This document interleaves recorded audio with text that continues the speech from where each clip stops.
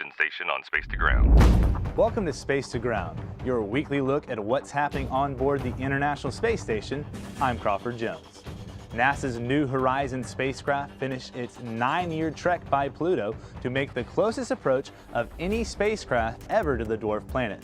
Afterwards, astronaut Scott Kelly congratulated the New Horizons team on their accomplishment.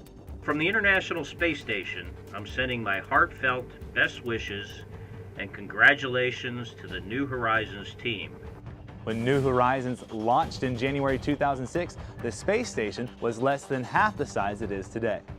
A little closer to home, Kelly helped launch a series of 16 nano-satellites outside the ISS.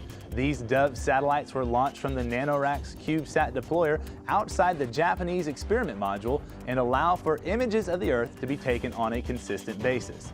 This enables the ground control team to help with disaster relief or monitor the environment like deforestation and the polar ice caps. It can also help improve crops in developing countries.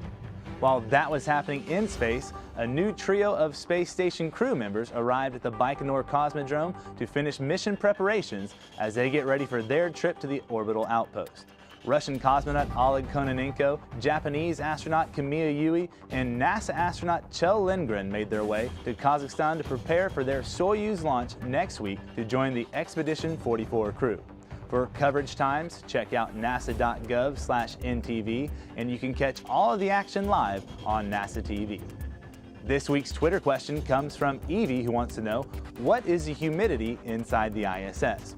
Well, Evie, great question. While it can change from module to module, inside the space station the temperature is on average 23 degrees Celsius or 73 degrees Fahrenheit with around 40 to 50% humidity.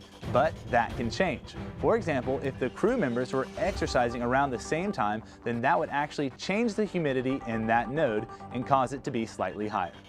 Make sure you keep sending us your questions and comments using the hashtag SpaceToGround. We'll see you next week.